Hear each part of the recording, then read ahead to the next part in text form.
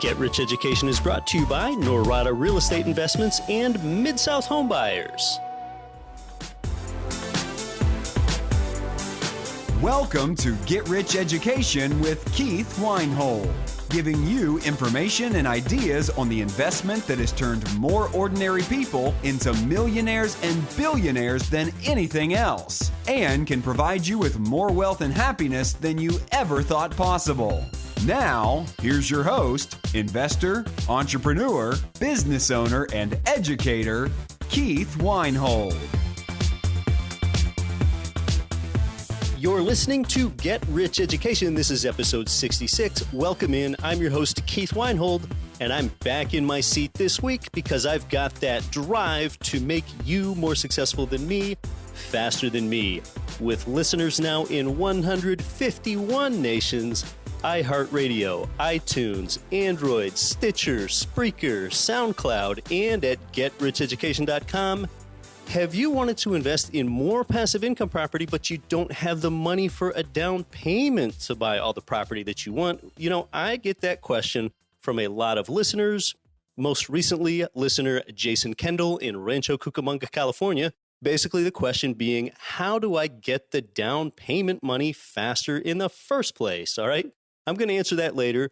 California loves Get Rich Education as well, and I'm so grateful to have you. I mean, California is the most populous U.S. state, but even on a per capita basis, I see where my listeners come from, and every week I am just overwhelmed. So thank you, California. We're going to talk about some mindset and strategy for just that on the show today, so you can get that passive income sooner from turnkey real estate if you have that down payment in the first place sooner, okay? But first, playing a game worth winning, it means doing the right thing and then doing things right. Learn about something that matters, something that's going to have an impact on your life. What's that right thing? And that is real estate investing. It's something that can build massive passive income. I want to make you a successful real estate investor such that you have massive passive income, okay? Now, but we're not talking about that activity, okay, with emphasis on the word active, but rather passive, okay? Things like flipping property or wholesaling property, that's activity, okay? We're not focusing on that so much. Buy and hold real estate investing. Put yourself in a position where you're not the one replacing drywall pieces yourself, grinding it out every day, digging the hole every day, mowing the grass every day, picking up the phone every day. You're learning to multiply yourself so that other people are doing those things for you, okay? When you're smart, strategic, and educated, Get Rich Education educated, all right, you're effectively starting at the top. Now, the shortcoming with that is that in the beginning, all right, you might only be on top of 1, 2, 3, or 4 doors your first year of passive real estate investing. And you will grow fast, again, because you're multiplying the efforts of others, okay? Now what I'm talking about right there, that is called buying time. Okay, if you're not willing to buy time and you're only willing to sell time, well, then you can never get passive income, okay? I'm going to repeat that. That's really key. You want to buy time. If you're not willing to buy time and you're only willing to sell time, like you do at a job, well, then you can never get passive income, all right? Now, passive income, that's where you don't have to work for the income to show up. Now, passive, that word passive, it's kind of an interesting term, and, maybe it's even a mild misnomer, okay? I guess, how can I best say it? It doesn't mean completely uninvolved. You still want to read your income statement from your property manager every month. Read an article, at least once or twice a year about the geographic market that your passive real estate income is generated from, okay? And we hook you up with those specific opportunities right here where the property is already renovated, okay? So that's where someone else's active work was then leveraged, and you hold that property for passive income. And when you buy strategically, you have a durable stream of income. My name is Keith Weinhold. Nope, I'm not a Hollywood name. No, I was not even born into a real estate family or a business family. And I was not born or raised anywhere near wealthy, okay? My mom was clipping 20-cent coupons for boxes of Cheerios, okay? I'm a real person just like you, all right? But you see, one thing I've done for you on this show that's different on my path to becoming a millionaire and beyond is that I've popped the trunk on my portfolio on this show a number of times for you. I'm showing you where I'm investing. I'm showing you how I've met the people that have accelerated my wealth building so that you can do it too. And you know what? As a regular listener to this show that actually acts, you're often investing right alongside me with what you act on. I want you to be successful just the same as me, okay?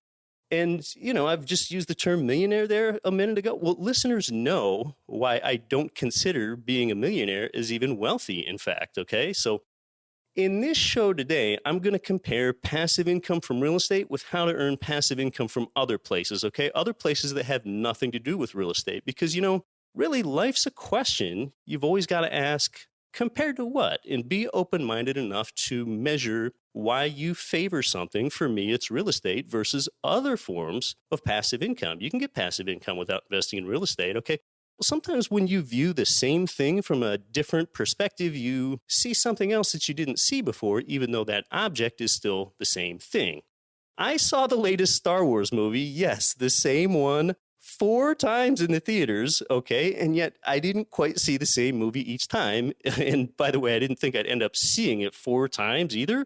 All right, but anyway, the first time I saw it, it was with my wife and a longtime friend near Philadelphia last month. The second time, I saw it with my parents in upstate Pennsylvania in the same theater, the same exact theater that I grew up watching those movies in with my parents.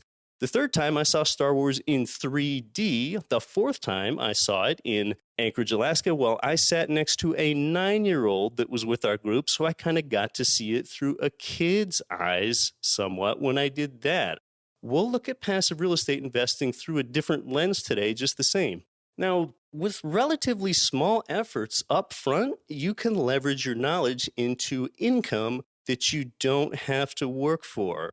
And, the problem is not the problem. The problem is, again, how most people think about the problem. You're different if you listen to this show, okay? Most people think that the problem is that they've got to spend less money. If I just spend less, my problems will be solved. No, that's not the problem. The problem is that people need to earn more money instead. What do the poor and the middle class do? Okay, you know how they see money? The poor and the middle class, they see money as a finite thing. Wealthy people do not. It's infinite to them. Poor people are often asking, why am I victimized? Why is the deck stacked against me? And you know what the wealthy people say at the same time? They're like, why in the world do those other people settle so easily? What you need to spend less time learning about is stuff like, I heard middle-class people talk about when I'm in the locker room at the gym, okay? They're breaking down the subtle nuance of the rewards point system with their airlines so that they can get their bags checked for free, maybe. Like, that's their aspirational thing, okay? So they're altering all these thoughts, behavior, their mental bandwidth so they can optimize airline rewards points just so they can maybe get an extra free check bag. I mean, geez. I'm not saying that you don't get any return there. It's just that the returns and the rewards are better when your time is allocated elsewhere, okay? And, here's another one. A more glaring example of the poor and the middle classes, I'll call it misallocated effort and mental bandwidth. Let's go check our car tires to make sure they're optimally inflated to the right pressure so that you get the best car gas mileage because maybe you'll save $5 a month, okay? I mean, look, proper car tire pressure is not going to create any wealth or bring meaning and fulfillment to your life. So instead, I implore people to wire their mind for wealth. Wire your mind for wealth. Most people correlate more income with more work. We correlate more income with being smarter and not working harder, okay? But you still lead with value, okay? First you produce and then you consume, all right? Most people, especially those people with children, they kind of end up having these conversations with themselves, these internal head games that conflict where one side of their brain constantly tugs at them and reminds them, I need to be at home with my kids more. All right, but the other side of their brain comes back and tells them, no, I need to be at work more so that I can provide for my kids, even though I know I'm never going to get that lost family time back. I'm justifying this. I'm at work earning money that I can use to make their lives better. So that's why I'm here. Yeah. I've convinced myself that that's why I'm here. Well, look, what if you do this instead? If you create value for the world by doing what we do here at GRE, Get Rich Education, providing other families with clean, safe, affordable rental housing, which is what I do, and my income is relatively passive, such that you can have both that income to improve the lives of your family and the free time to do those activities with your family. Rather than either or, you can have both. So that internal conflict inside your head, one side tugging against the other, is resolved. Okay, no wonder that conflict resolution results in more peace, love, happiness, joy, and freedom than you ever thought possible. So that's what we're doing here. So yes, this is an investing show, but ultimately it's a life improvement show, because you don't ultimately want more money anyway. You don't really want more money. Green tinted bills of dead presidents. You just want what that money can buy, especially what you can do with the time that it buys you. So we're turning more nobodies into somebodies than anybody here. And we're not just why and what, but we're how. So, a person can think about getting wealthy, or they can think about getting by. Do you want to get wealthy, or do you want to get by? Well, as long as you're thinking, you might as well just think about getting wealthy, okay? Wire your mind for wealth. Let's look at how much the average American investor made last year. The average American investor that invests quite a bit in stocks, oftentimes a little bit in bonds, okay? And we know last year was not a great year for the stock market, okay? We're not necessarily picking on the stock market so much. This is just what the investor did last year. We know stocks are not the long-term path to wealth anyway. So, how did your portfolio perform last year? All you had to see was a 1% rise on the year in order to beat the S&P 500. That's it. S&P 500 ended last year down 0.7%. That snapped a 3-year winning streak, okay? Now, Visual Capitalist, visualcapitalist.com, they put together a chart and broke things down here by both profession and geographically on just how American investors did last year. Only 1/3 of investors made money on the year, and the average American lost 3.1%. And there are some notable regional differences in the data, okay? Maybe not surprisingly, given that it's the seat of Wall Street, the northeastern U.S. did the best over 2015 with an average decline of 1.7%. Yeah, that's the best. And maybe more interesting, the southeast did the poorest, okay? In general, investors, they kind of tend to invest in companies that have headquarters near where they live, okay? And that trend has also been true in the past, okay? So investors in the Northeast, for example, they're more heavily invested in financial companies than others. Investors in the West, they invested more in technology. And for investors in the South, it was energy. And oil saw what felt like an unending crash in 2015, and it took energy stocks along with it. Energy was, by a huge margin, the worst performing S&P sector. It ended the year down 22%. So that overexposure to energy companies in Southern investors' portfolios, that's the main reason that region saw an average decline of nearly 4%. So isn't that interesting? A lot of real estate investors are still kind of under this misnomer, this old way of thinking that they have to invest in their own local market. And they sure don't. They can surely invest out of market. That's where you get the best returns. If you live in California, it's investing in an Atlanta or an Indianapolis or a Philadelphia where you're in that sweet spot and you have those good RV ratios.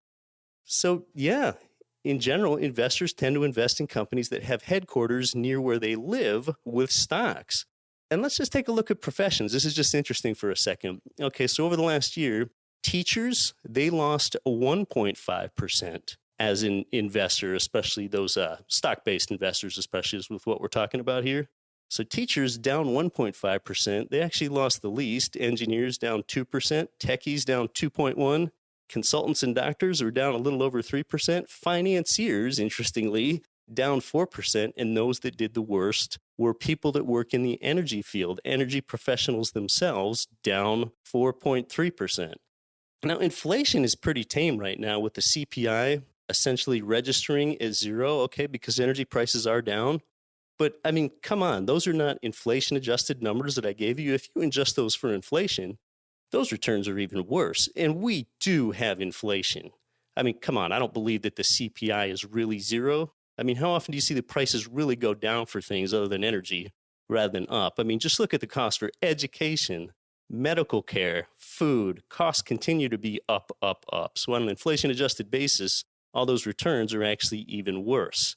So, whether the stock market's up or the stock market's down like it was last year, whether that stock market's up or down, you know what? The income property rent check just keeps coming in. It just keeps rolling in. You know what else? When real estate market values are up or real estate market values are down, the rent checks keep coming in when you buy in the right market. It doesn't matter if the value of that real estate's down.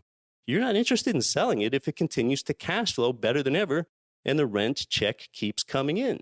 Now, interestingly, Business Insider had a column about how wealthy people choose their friends. Let's talk for a minute about how wealthy people choose their friends. Now, I just want to state that I'm taking this next couple minutes directly from Business Insider, okay? If you're struggling to make ends meet or you're just not where you want to be financially, open your eyes and look around. In most cases, your net worth mirrors the level of your closest friends, okay?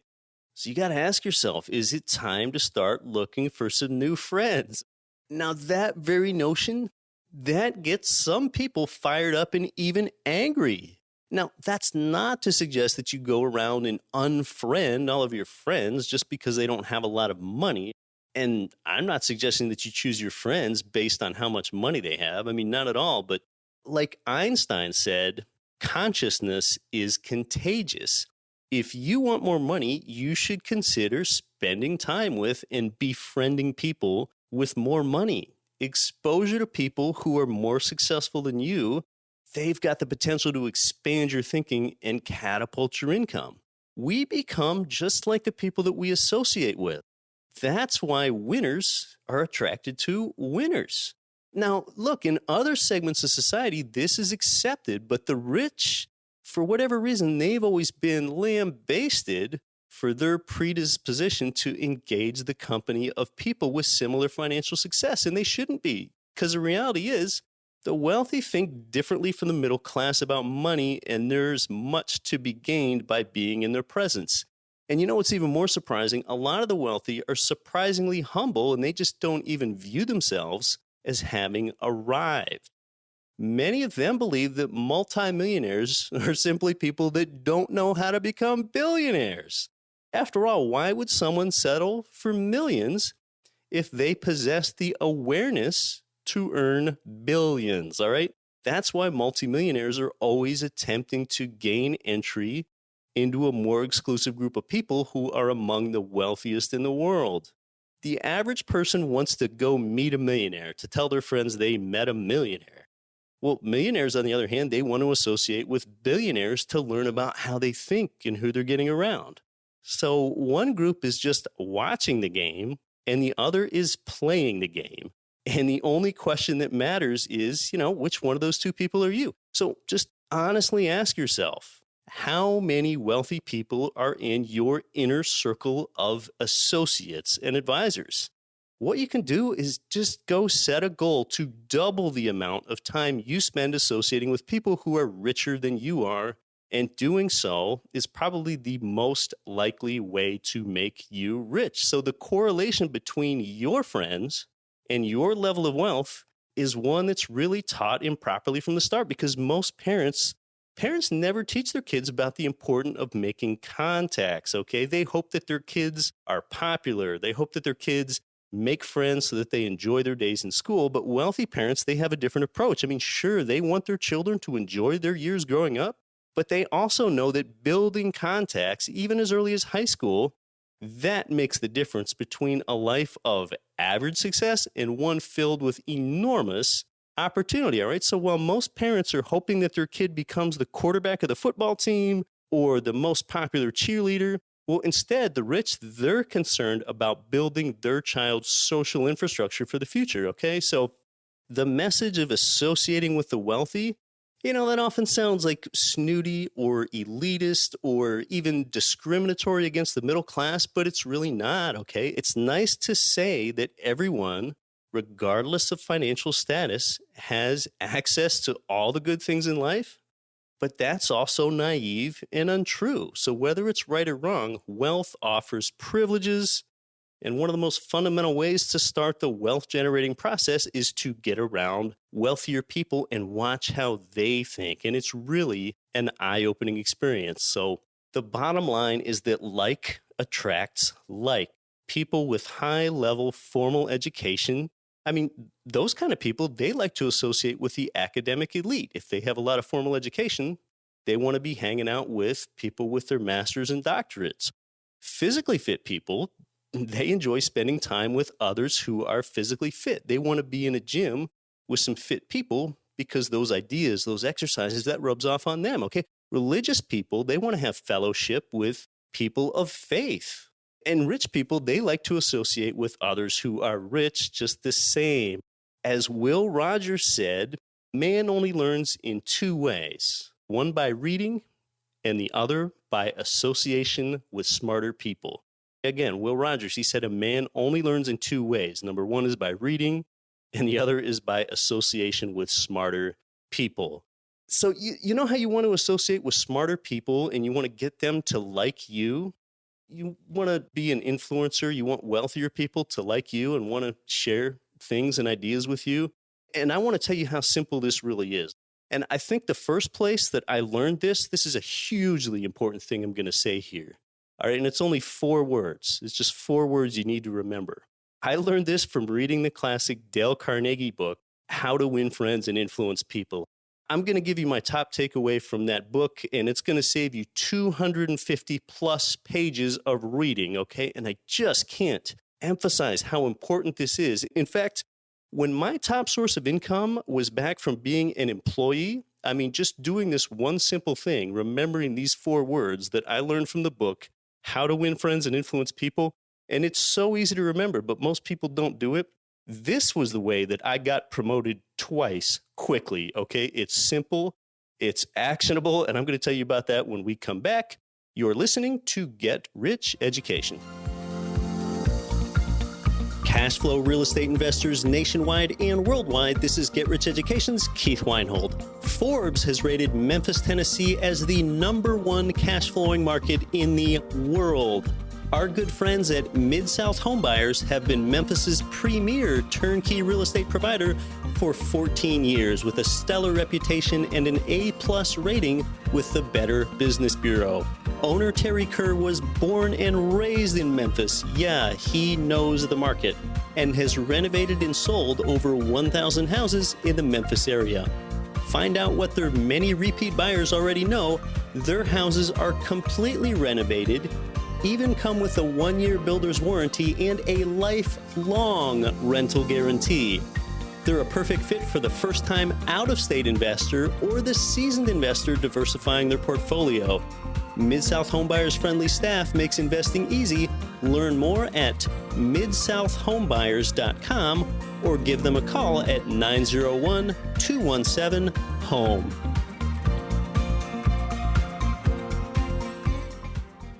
Are you having a hard time finding great investment properties? Unfortunately, the best deals are rarely found locally.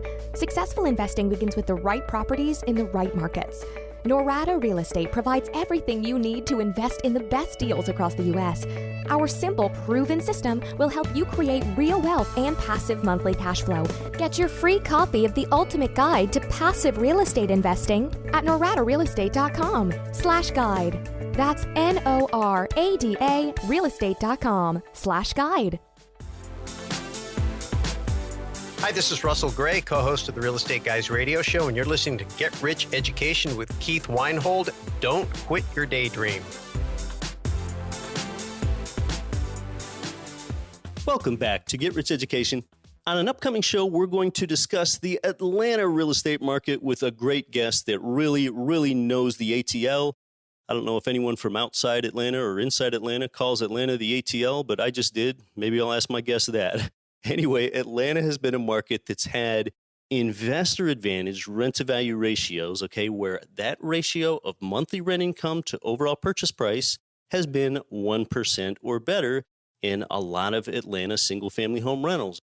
But one problem is Atlanta has seen a price run-up, just like a lot of U.S. markets have, such that that rent-to-value ratio has become challenged, okay, and now you're paying more in purchase price where the rent income does not keep up proportionally with that higher purchase price.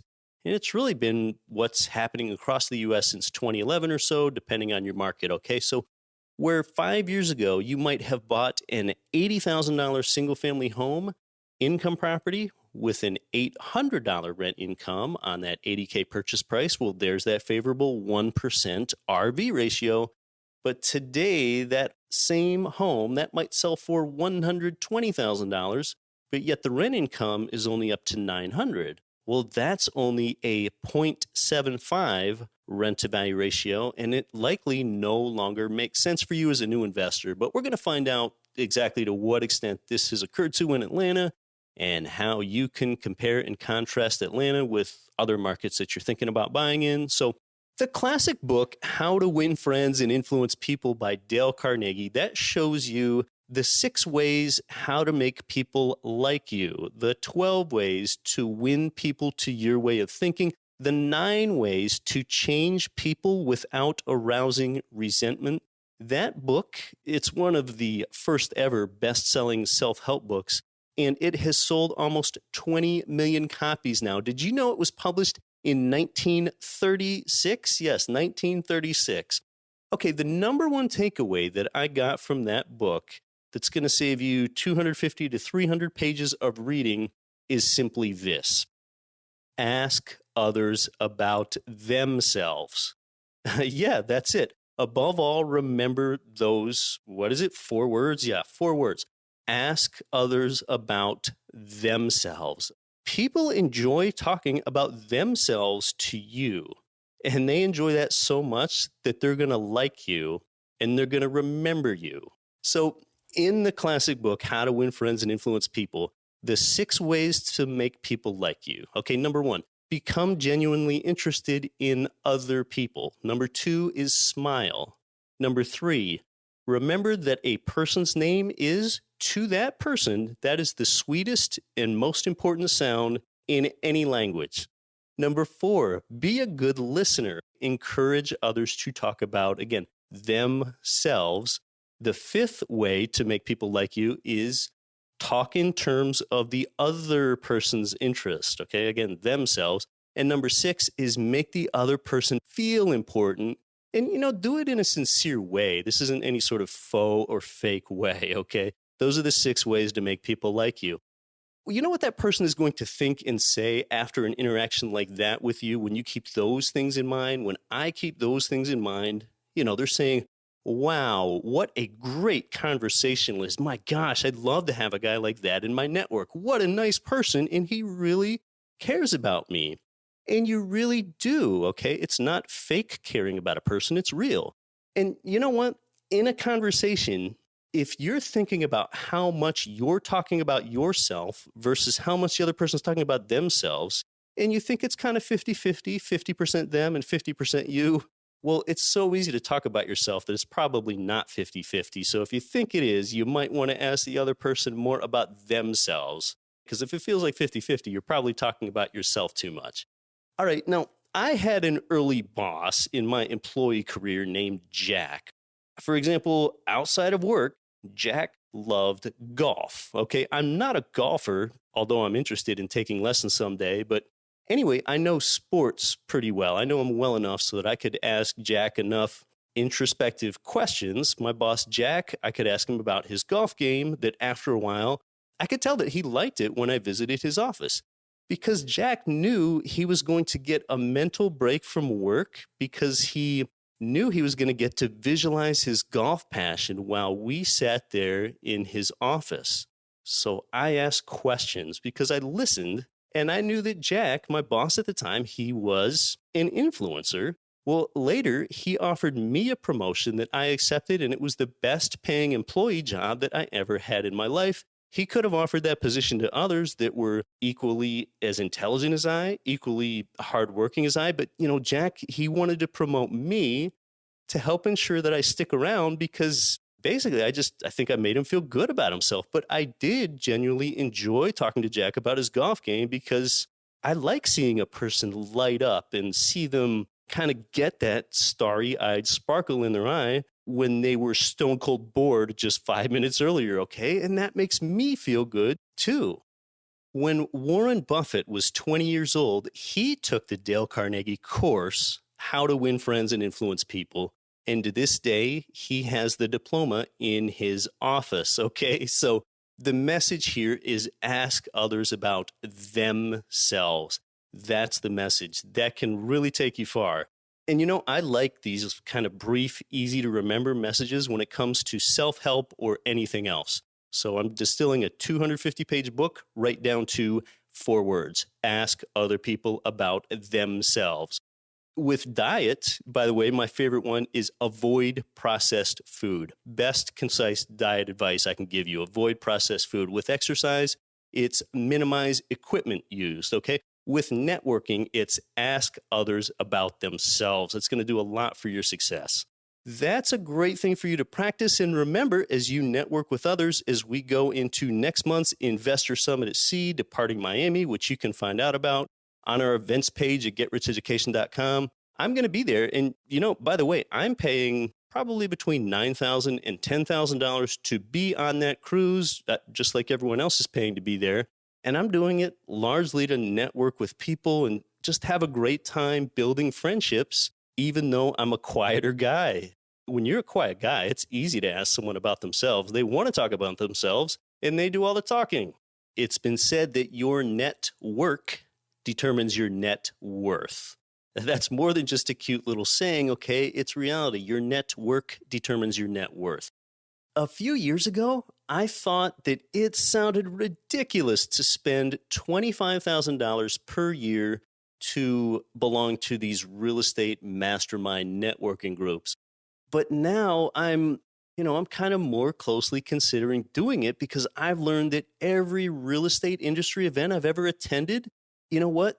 That event, it had a tuition or an admission price that was actually lower than the value that I received from being involved with it. Now, that's partly because I feel like I act on the right information. You can certainly overpay for an event if you don't act on the information. I mean, this is how I ultimately create the value for myself and others by attending events like this.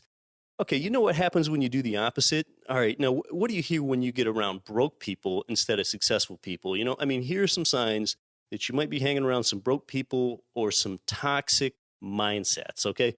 When people say things like, I don't need money. You know what? The deck is stacked against us. I don't agree with all that. I think it's all a freaking scam. Money won't make you happy. Look, these people, they've already quit. Okay, they're so far gone that they're not coming back. They're contaminated, but just because they quit, it doesn't mean that you need to. Now, if you want to build passive income, how do you get the money to invest in the first place if you don't have any to begin with? All right, so you can plant that passive income seed as a down payment in property to try to get your equity snowball rolling, get your cash flow coming in, get that passive income that you don't have to work for. Some big themes here, what I say is this: don't add a part-time job, all right? Yeah, that's right. In most cases, don't add a part-time job. What I'd say is instead, get really good at one thing, all right? Get really good at one thing and then expand your influence in that space. And we've been talking about how to do that today. So get good at something. Until you get good in one niche, you aren't getting rich. You need to learn how to expand your space and control more around you, okay? You do that when you get good at something. After you're doing that in your immediate space and you've got more income and you begin adding rental properties around the country at the same time that are expanding you remotely now, that's when you really begin to generate wealth. Another important thing I would say is set up your life so that you have a short commute to your workplace. That's really quite important, and a lot of people underestimate that. I know that you can make that commute time close to a time neutral experience so that you feel like you're not losing time, okay? Like a lot of you listen to Get Rich Education on your commute. But, if your most important investor metric is your ROTI, your return on time invested, well, over time, you're spending a lot of suboptimal time on your commute. Okay, like if you just move 10 minutes closer to your workplace, you basically double that time since you're round tripping.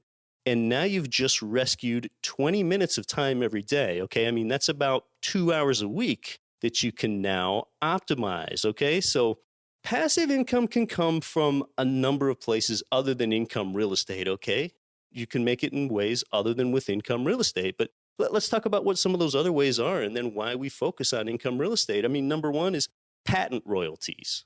I don't invent anything. I mean, that takes a creative, rare person, but you can get passive income through patent royalties. What about trademark licensing? Okay, I mean, that's something that's not easy to get. You've got royalties from books, songs, publications, okay? The chances from getting great passive income from those are very tiny from books, songs, and publications. Creating popular original works of art like Picasso, Da Vinci, Andy Warhol, extremely difficult to do, even if you're immensely talented. How about profits from businesses in which you have no day-to-day responsibility or role? Okay, that's one way, although it takes a tremendous amount of inertia to get that going first. Earnings from internet advertisements or blogs or websites. Okay, I mean, that's kind of the same way. It takes a lot of inertia to get that going, but that all needs constant maintenance and updating from somebody as well. Another way to get passive income is dividends from stocks, REITs, equities, or mutual funds. I mean, boy, you've got to be kidding me. And the yields on those are so low that you'd need to invest somewhere north of $5 million plus there to make those yields worthwhile. Okay, so kind of through attrition, real estate investing, that is a proven long-term wealth builder of passive income where so little education is needed. And I'm here to give you that every week. So there's nothing wrong with being wealthy. The wealthy give more than anyone else. The wealthy create jobs for others. But, maybe that's not what you heard when you grew up. All right. I mean, think about your influences with how you thought about wealth when you grew up. Okay. What did your mother and father, what did your parents tell you when they calibrated your mental and ethical compass growing up? Okay. They probably said, don't do drugs. All right. Mine sure did. They said, don't drink. All right. Don't mistreat people. They might have said, treat others with respect. To have a friend, you've got to be a friend. All right. Don't steal. They probably said that. But one thing that your parents never told you growing up? Don't be broke. Why didn't they say don't be broke? It's just because people don't talk about money. We've advanced that conversation. We're adults now. We can talk about this. Don't be broke, all right? And, I've got one more vitally important thing to tell you today. And by the way, I'm not even sure what title I'm going to give this episode. Today's topic was less specifically oriented than most every episode as we kind of jumped around here somewhat. I think Wire Your Mind for Wealth is what I'm going to make sure it's titled this week, as we've kind of had a mindset refresher here. We'll see what I name it, but in any case, I'm here to make you more successful than me, faster than me. I've got to tell you that last week, our Get Rich Education newsletter subscribers were sent a link and got exclusive access and a private buying opportunity through a webinar that was held just 3 days ago. That was a webinar to buy cash flowing turnkey single family homes. And this time it was in investor advantaged Indianapolis, Indiana. Many of those Get Rich Education listeners that received that opportunity are acting, and they're grateful that they did because they are in. Okay, they're in relatively early, and they're able to build passive income in their lives without having too much competition from others on these private buying opportunities. You can still get in relatively early yourself. There's just really no upside to waiting at all. You can get free private access for yourself as well. All you have to do is go to getricheducation.com, look down the right side of our homepage, and subscribe to the newsletter for free right there. You know how we are here at Get Rich Education. Of course, we wouldn't share your email address with others. There's no spam. Unsubscribe at any time. That's the free newsletter at GetRichEducation.com. I'm your host, Keith Weinhold. Happy investing. This week, you might quit your day job, but don't quit your daydream.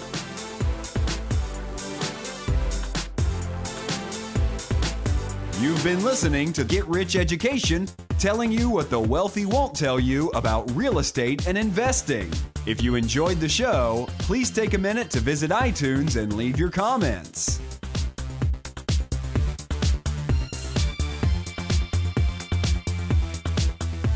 Nothing on this show should be considered specific, personal, or professional advice. Please consult an appropriate tax, legal, real estate, financial, or business professional for individualized advice. Opinions of guests are their own. Information is not guaranteed. All investment strategies have the potential for profit or loss. The host is operating on behalf of Get Rich Education, LLC exclusively.